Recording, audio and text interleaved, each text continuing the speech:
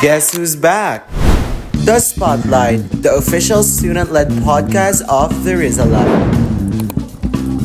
Today, our sports writers and photojournalists who capture the action from the sidelines and behind the lens will be joining us. We will reflect on the ups and downs of the team and discuss certain events that were conducted in the event. I am Jadel Aaron C. Berganyo, the science editor of the Rizalite. I am Hart Bukaren, your managing editor of the Rizalite, a proud Rizalian and one of your new main hosts for this exciting new season. As someone who has witnessed the beauty of our school community, the laughter, the dreams, the victories, and the challenges, I cannot wait to share these incredible stories with all of you. Join us as we relate with people, amplify voices, and share their stories with the community. All of these magnified under the Spotlight by the Rizalite.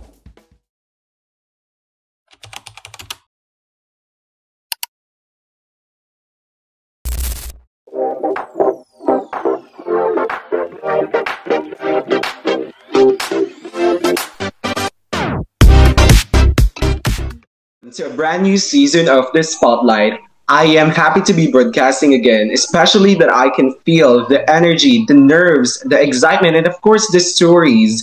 Let me start by introducing myself. I am Jadel Aaron C. Berganyo, the science editor of the Rizalite, the official student publication of Historical Institute Orani, and I have my partner here to join. Hello, Rizalians. I am Hart Bukaren, your managing editor of the Rizalite. Okay, thank you so much for that nice introduction, Hart. We will trace the passion, perseverance, and competitive spirit through the whole season. And it will all start with the 2025 Provincial Meets coverage. The players were coming from their respective schools and performing the best they could in the sports of their choice.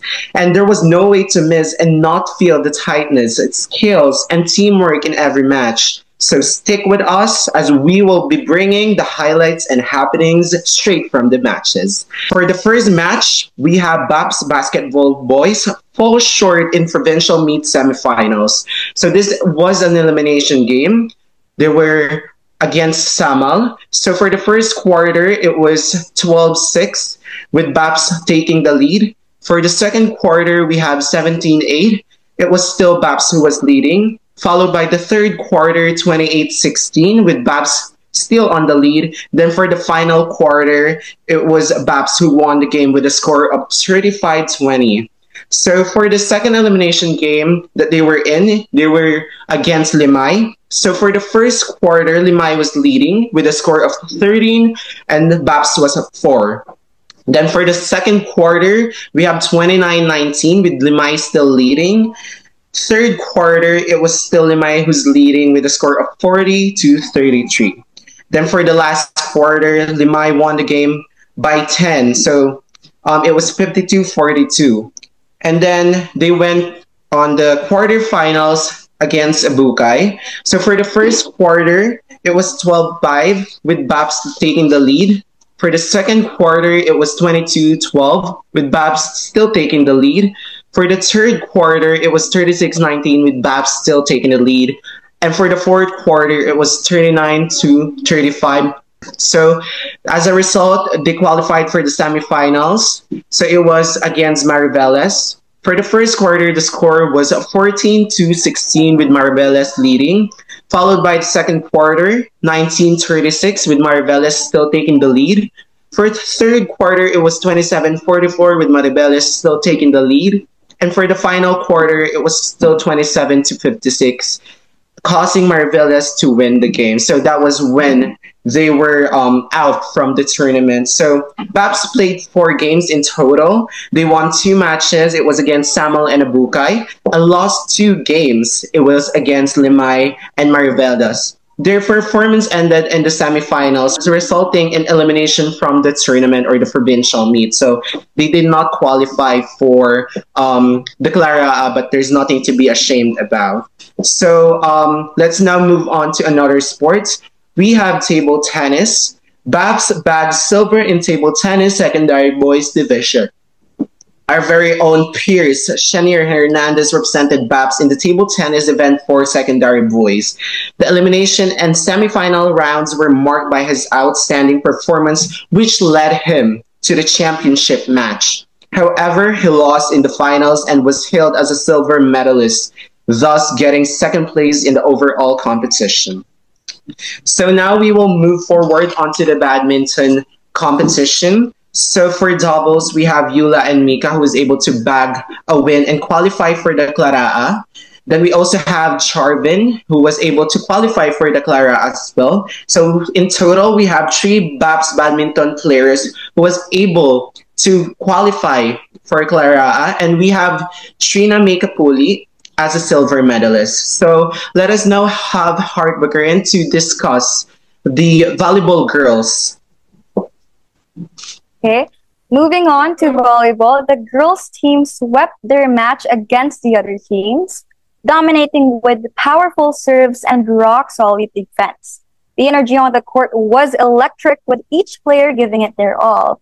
And the BAPS girls volleyball team delivered a flawless and dominant performance in the recently concluded elimination and championship rounds, showcasing both skill and resilience on the court. The team opened their campaign on October 1st with a commanding win against Orion, taking both sets with ease with 21-5 and 21-4 to secure their first victory of the tournament. Later that same day, BAPS faced Bukai and once again demonstrated their will to win. They closed the first set at 21-12 and completely controlled the second set with a 21-4 finish, marking their second straight set win of the day. The momentum carried on to October 2nd when the team went up against Samal. BAPS maintained their high-level performance, finishing the first set 25-10 and the second set 25-13, proving their consistency and depth. And in the quarter semifinals held later that afternoon, BAPS met Limay on the court. The team continued their dominant streak, winning with scores of 25-10 and 25-12, and this victory indeed secured their place in the championship match. And on October 3rd, in the final game against Morong, the BAPS girls volleyball team left no room for doubt.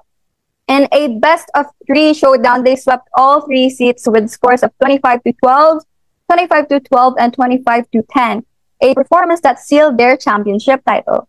Throughout the tournament, the team showcased powerful serves, solid defense, and exceptional teamwork. But beyond the scores and medals, what stood out the most was the sportsmanship displayed throughout the meet. Our respect, camaraderie, and encouragement were visible in every step of the way, reminding us that competition is about growing together and uplifting each other. This provincial meet has surely set the bar high, and I cannot wait to see how our athletes continue to make us proud in the upcoming competitions. So let us all keep cheering for them resilience. Back to you, Judel. Okay, thank you so much, Hart. Now we'll move forward to our sports writers and photojournalists as they answer a few questions and share their experiences during the game. To kick things off, let us have Julian Clarine. So please introduce yourself towards our listeners and viewers. Good day, Judel, and good day, viewers. My name is Julian Kesper G. Clarine. I am the sports editor of the Rizalite, and I'm the sports writer that covered the BAPS basketball boys at the provincial meet. Okay, that was a nice introduction, Julian. Thank you so much for that. So are you ready for some certain questions that we have prepared for you? Yes, Judel. Thank you. Okay, so let us now move forward. So since we all know that we have representatives of badminton, table tennis, basketball, and volleyball, how would you describe BAPS's overall performance in this year's provincial meet?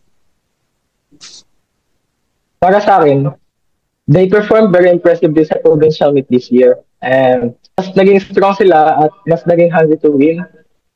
Based sa mga na-cover ko, bawat team is nagpakita ng dedication, teamwork, at improvements kumpara sa mga previous games nila. Nakikita talaga na consistent at focus yung performance nila sa bawat laro. At dun mo malalaman na determined talaga silang manalo. Hindi lang sila umasa sa individual talent nila, kundi nagtutulungan talaga bilang isang team.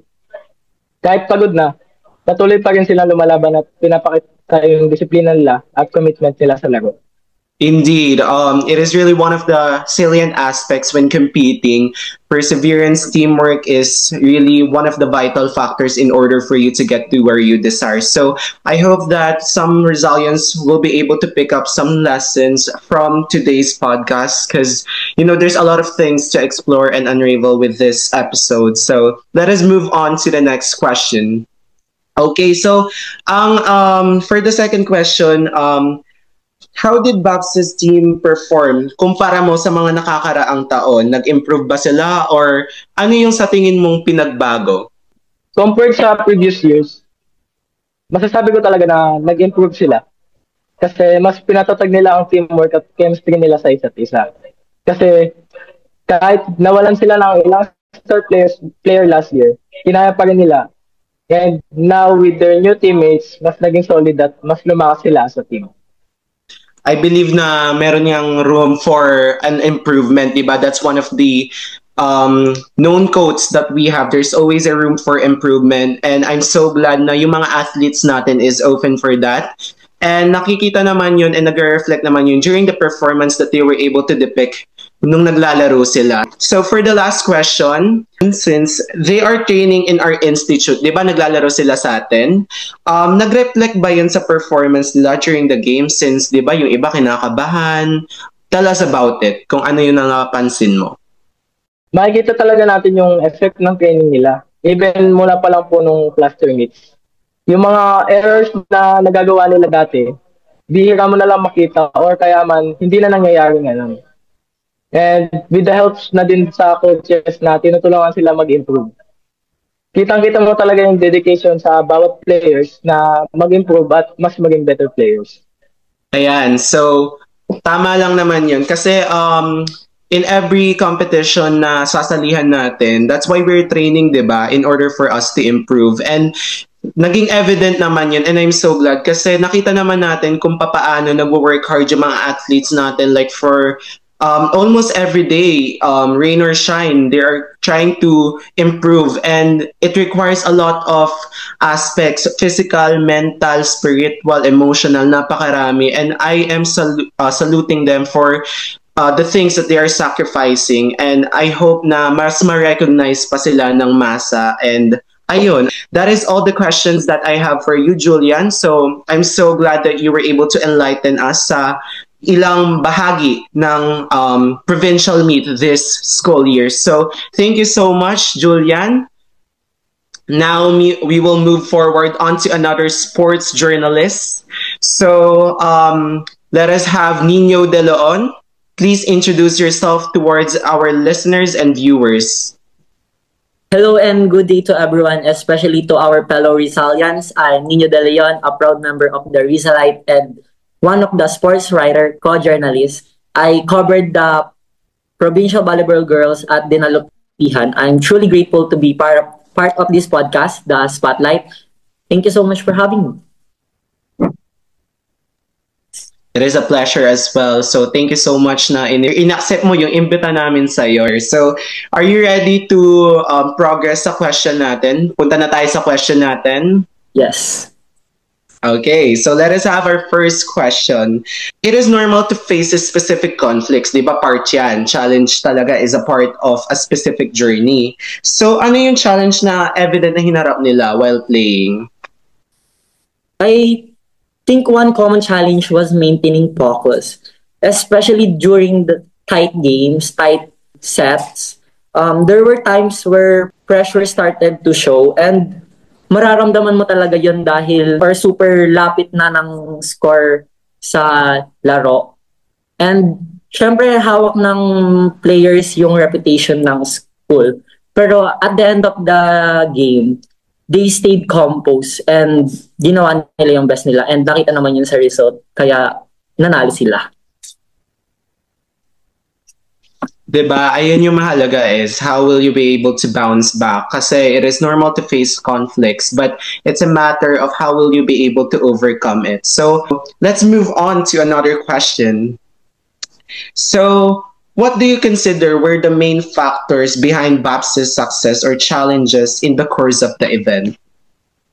Thank you. I think the main factors were teamwork, discipline, and the support system from the coaches, teachers, and students, fellow athletes.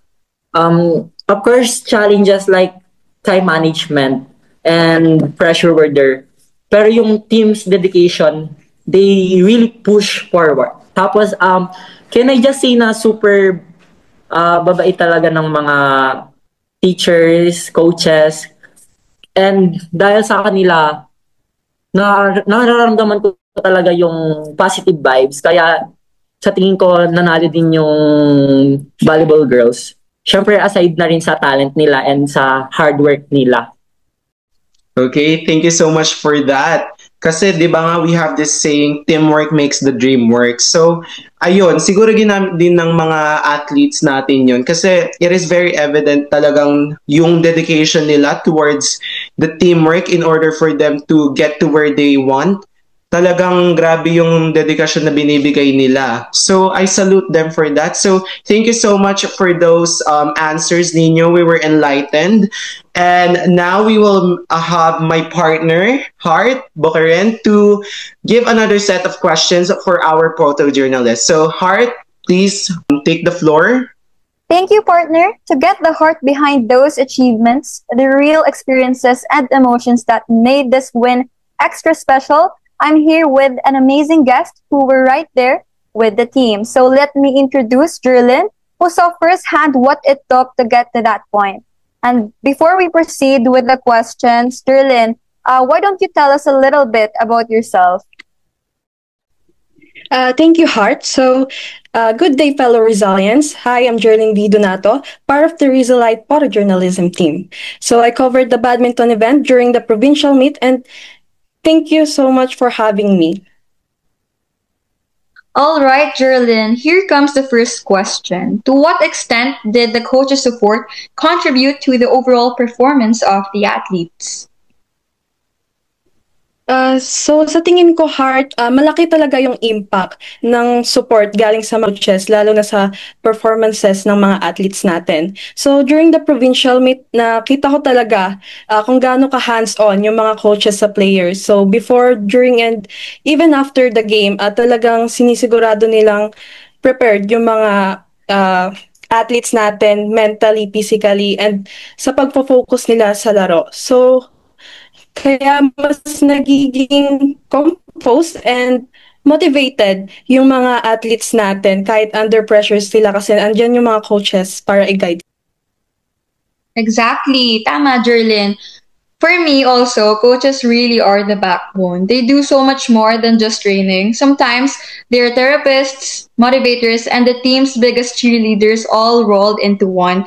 And honestly, I also believe without their constant encouragement, some athletes might have struggled to bring out their best. So hats off talaga to all the coaches for their incredible dedication. Here's one that probably made everyone's heart swell. Jerlyn, were there any unforgettable moments that illustrated the BAPS team the best? Yes, Hart. So, based sa napanood ko during provincial meet, meron talagang mga unforgettable moments na napakita ng BAPS team. So, gagamitin kong example is yung na-cover kong sports, which is yung badminton.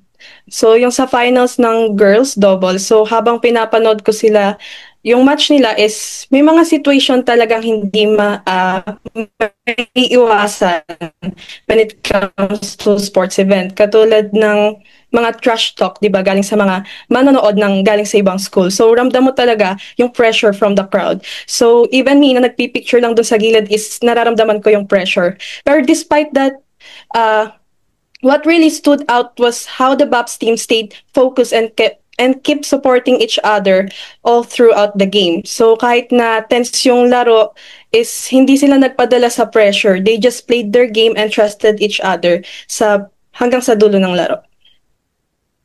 Yes, that's exactly the kind of moment that makes sports so magical.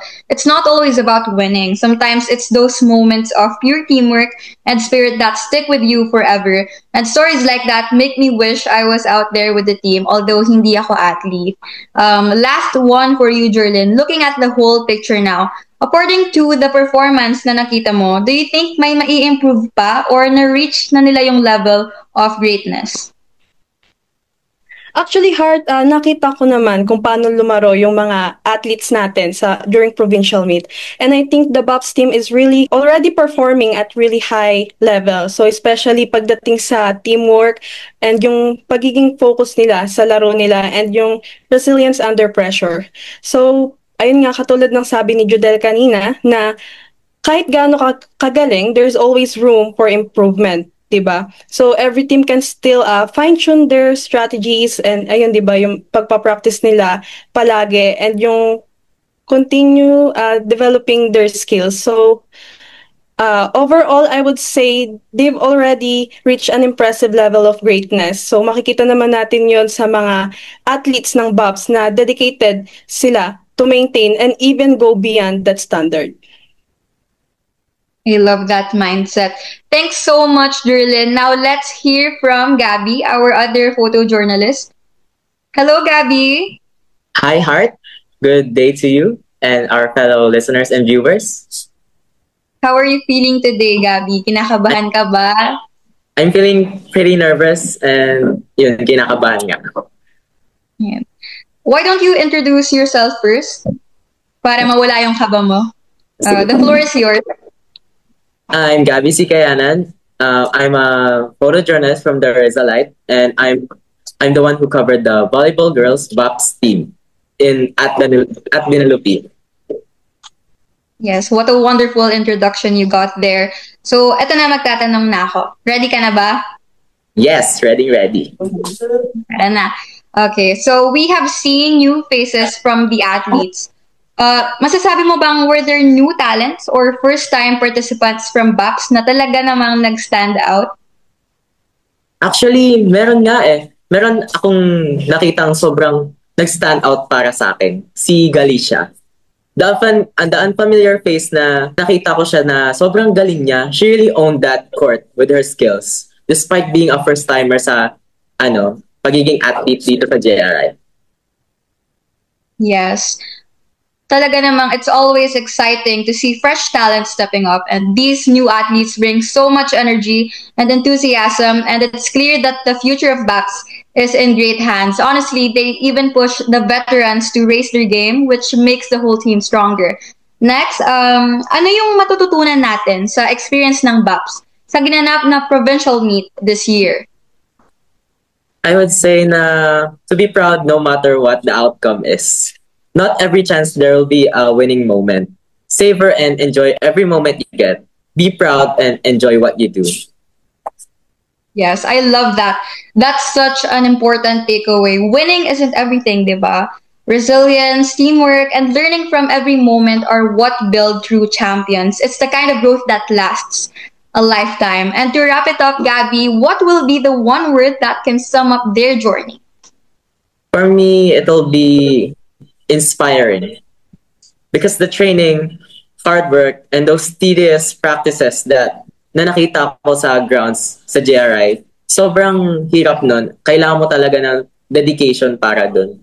Nakaka-inspire sila kasi dedicated and mahal nila yung ginagawa nila. Yes, that word is such a perfect summary ng whole journey ng team. All the challenges, the wins, and of course, the super strong dedication nila, like you said. And it's not just about the hard work, but also yung teamwork and positive vibes talaga namang nag-level up sa kanila. And I'm so proud sa lahat ng achievements. And that one word that you said totally captures their passion and commitment. Thank you so much, Gabby, for sharing your insights and your reflections. Thank you po. Salamat. Now let's talk academics. Kasi honestly, October was such a big month for all of us. It was a season of both challenges and milestones, especially with the recent completion of our first semester periodic exams. I know many of us really felt the pressure, yung late night reviews, endless readings, And that constant feeling na parang there's just too much to revise and to cover. We've all been there, and it's totally valid to feel that way. Okay, so after all those exams and puyat nights, Jadel, how did you survive the stress and pressure? Baka naman you have tips para sa mga Rizalians na medyo nahirapan or need ng motivation these days. You know, ang lagi kong ina-apply na quote is yung sinabi ni Tiffany Oy from one of her interviews. Sinabi niya doon sa interview niya sa isang news, ang sabi niya doon is grade is just a number.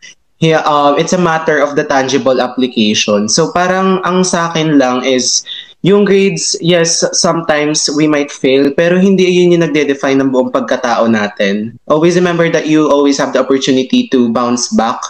And wag natin masyadong i-force or i-beat up yung sarili natin once na nakakuha tayo ng mababang score. Kasi at the end of the day, ang magmamatter dyan is kung paano tayo magiging successful sa workplace, kung paano natin ma-overcome yung mga problems na kakaharapin pa natin into future instances. So, ayun yung nagmamatter para sa akin. So, I don't think of it that much kasi I don't want to pressure myself. Pero ang advice ko lang is to enjoy the journey because this is a once-in-a-lifetime diba? Journey. So, make the most out of it. How about you, Heart? Sobrang fresh ng perspective mo, Jadel. But here's the thing, Resilience. For me, it's always progress over perfection. We're not expected to be perfect, but we are expected to keep growing, learning, and showing up for ourselves. You know, it's not about getting everything right all the time. It's about giving your best, even when it feels overwhelming. And you know what? Whether you felt like you slayed your exams or medyo nahirapan ka this time, don't let that define your worth or limit your potential. Kasi grades are important, yes, but they don't tell the full story of your growth, your effort, and your journey. Exams are just one part of the bigger picture, diba? Tulad ng sinabi mo. And they should never overshadow the strength and resilience that brought you here. Kaya let's be proud of ourselves for every sleepless night spent reviewing, for every little concept na finally nagets na rin natin, and just for simply showing up. Kasi at the end of the day, these small wins are what truly build us. Every challenge is an opportunity to discover how capable you really are. So instead of being too hard on yourself, take it as a sign na kaya mo to and that you're on your way to becoming the best version of yourself.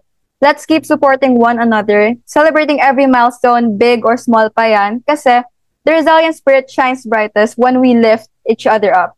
Kaya, ayun, it's not about perfection, it's about progress, passion, and perseverance. And speaking of passion and dedication, there's one group of people who truly embody these values every day, our teachers.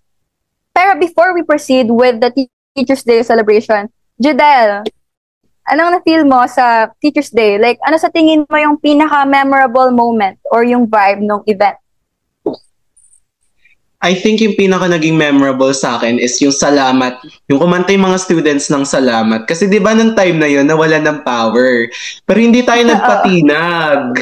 Hindi tayo nagpatinag.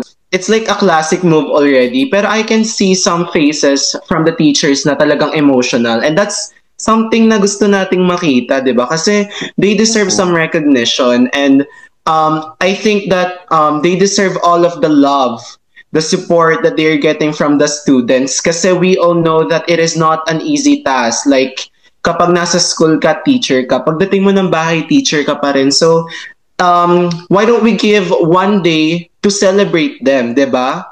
Actually, dapat hindi lang one day, diba? Kasi napakarami nilang sinasacrifice. They are our second parents. So, there's a lot of things to thank them for. So, ayun, maraming salamat sa ating mga guro. And thank you so much for your existence. So, ano ang side mo naman doon, Heart?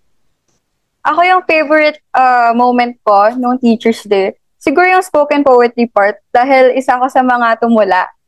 Kami ni Janice ng grade 9 Einstein and ni Jennifer ng ABM. Sobrang saya nun kasi ginawa ko yung tula na yon like the day before.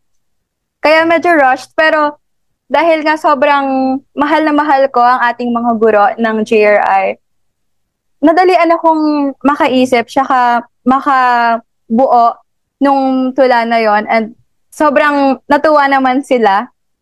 Kita naman natin, hindi ba? So, ayun. Let's proceed sa Teachers' Day celebration.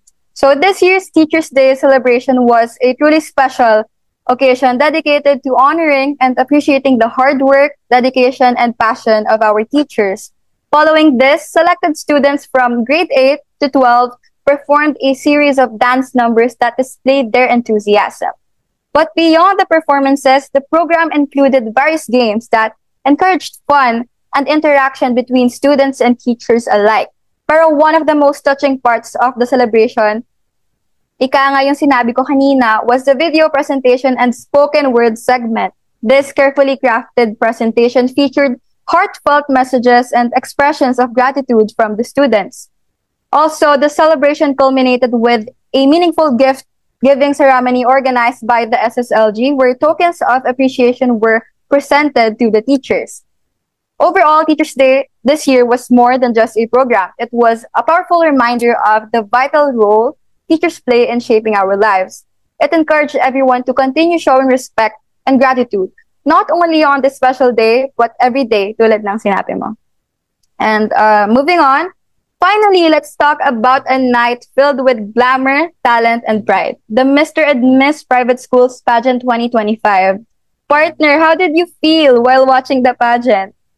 Talagang it was a nerve-wracking moment dahil napakagaganda and napakagagwapo ng mga isinabak doon. You know, hindi mo alam kung sino yung mananalo even though you have your personal bets.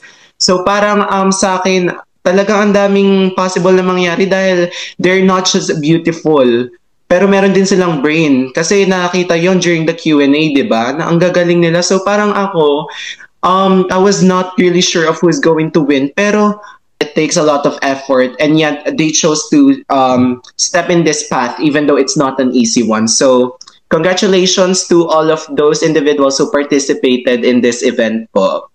Yun. Salamat, Judel. Pero we can totally say na our Rizalian candidates truly stole the spotlight.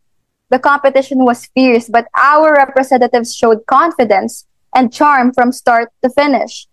Zell Stephanie Suwing took home Best in Talent for the female category with a jaw-dropping performance. The Best in Traditional Wear award was proudly brought home by Saivians de Maisip and Crisapoline Bongko.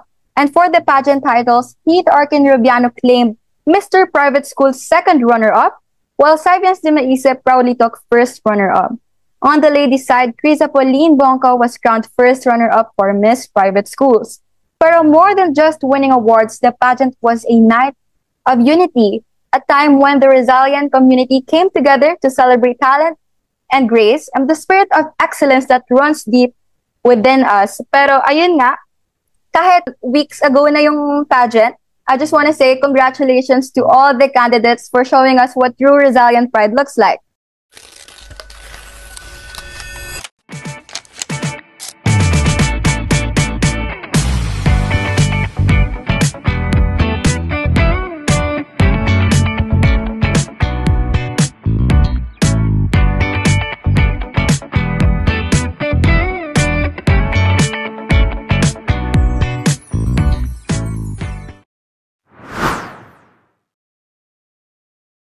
Good day, Sir Dennis. Good day.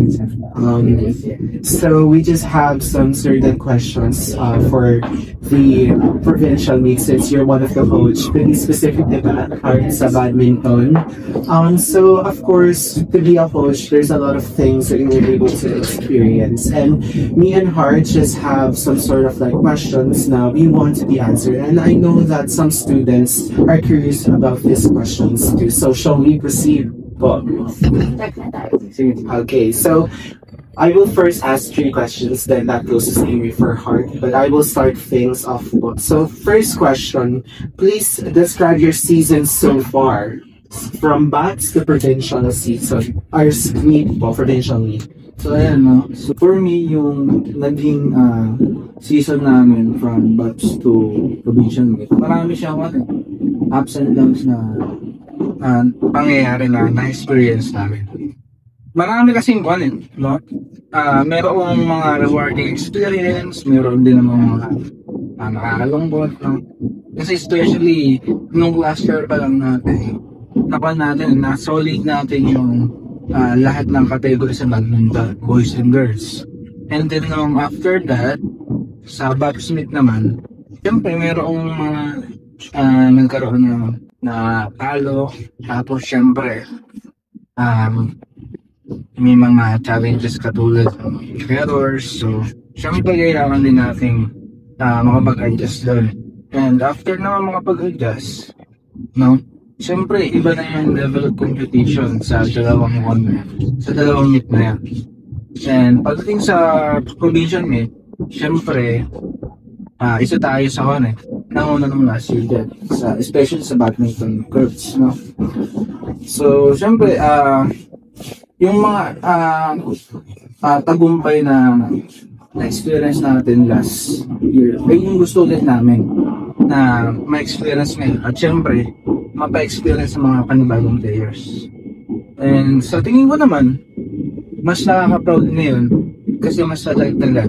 At nakikita ko sa mga susunod pang season natin, magmula sa cluster hanggang box, tapos papuntang provincial meet, up to Clara, mas marami ba tayong pupuntay na champions. Indeed po, sir. Especially in our journey talaga, there will be instances na you will be up and down talaga. What is your perspective towards that, Hart? Siyempre, hindi naman pwedeng laging panalo. There are times na hindi tayo pagpapalagi na mananalo palagi yung school. Pero I think learning experience din yun, di ba, Judel? Yes, indeed. So that is a great statement from you po, Sir Dennis. Let us move on to another question. So for the second question po, what did the preparation look like for BAPS and provincial meet? How are you preparing for Clara? Ayun, so magandang question yan kasi up until now, meron kaming mga tinatry pa na bago, mas sa tingin ko na mas makakatulong sa mga players natin at maging sa kaya nga sa mga iba't ibang training seminars ma-attend tayo dyan para mas marami tayong na-confidence strategies, especially sa mga bata, sa mga athletes natin, So para sa akin, mas nagpo-focus kami sa endurance, sa strength, and sa technical skills, syempre, So, syempre, lalo ngayon, dahil habang patagal ng patagal, syempre, yung mga ibang kalaban namin, nagpa-practice din yan, nagpa-training. So, isa lang yung goal namin, pagka nag-prepare kami sa mga competition, kailangan mas lamang kami. Kailangan mas kami. Ayun ang laging mindset namin doon, So, kung pag-uusapan natin yung preparation namin sa Clara, so isa lang yung masasabi ko. Gusto namin sa lahat ng aspekto, sa lakas, sa bilis, especially sa focus, gusto ko mas manaig kami ngayon. Kaya nga, hindi lang physical yung magiging preparation namin. Pati sa puso't isipan kailangan malakas yung mga athletes natin. Kasi bukod sa kalaban mo, yung mga audience dito, kalaban din nila. Yung mga pilya, kailangan matibay doble. So, syempre, bukod doon, yung consistency na tinatawag natin. Yung mental toughness, di ba? And fine-tuning their game to be ready sa mga competition. Kailangan, sa laban, kaya na mag-adjust. Naalala ko yung laban na dun sa championship, natalo sila ng isang set, pero hindi sila sumuko at nag-adjust sila, nagpatuloy. So, dun papasok yung mental toughness, meaning may kakayahan sila para mag-adjust at magtuloy-tuloy. Kasi kahit gaano ka husay, bilis yung isang atleta, pero kung hindi nila magagamit ng maayos yun, wala na. That is a nice statement from you, sir. Especially that it requires a lot of physical, mental, social, emotional, and spiritual attributes in order for them to get to where they desire. But at the end of the day, in order for them to attain their goal, hard work is the key in order for them to attain that. So, yeah, that is a nice statement, right?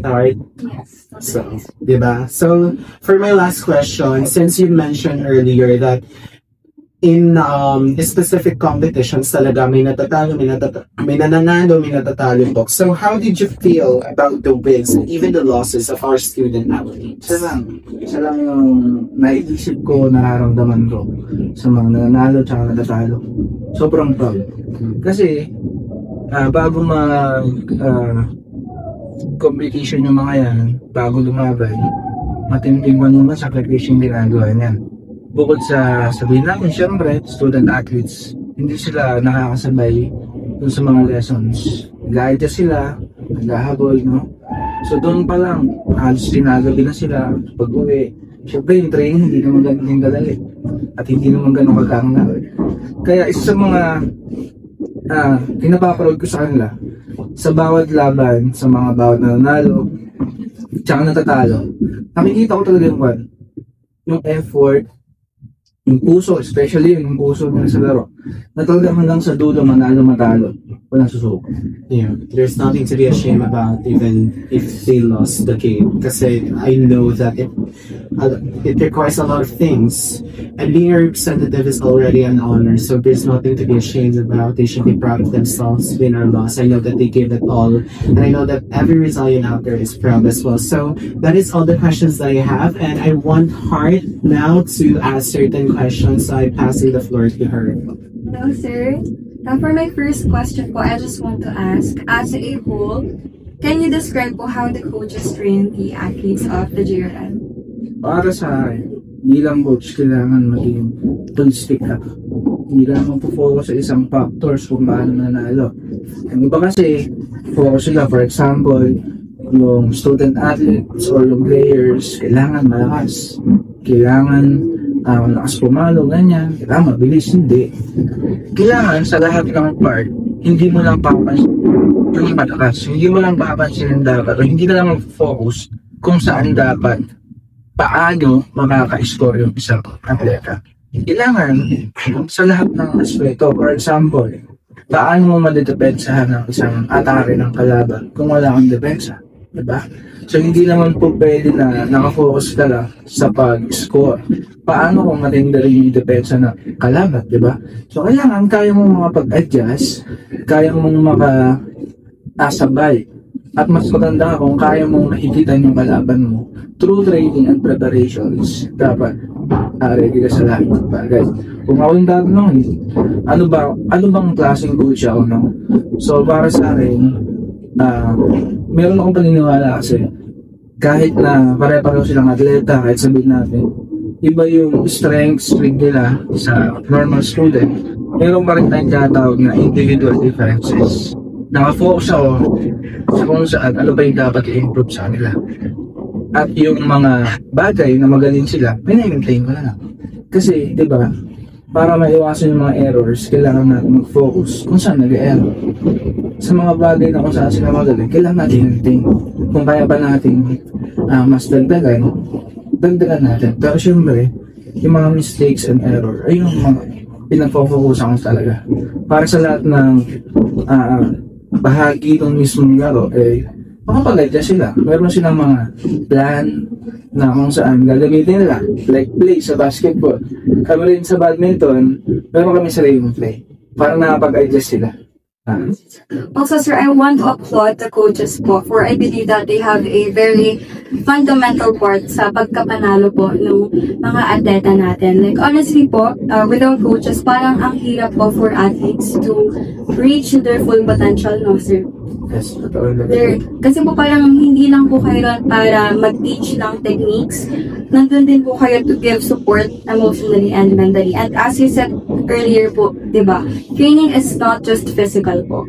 It's also about the mindset, sir, di ba?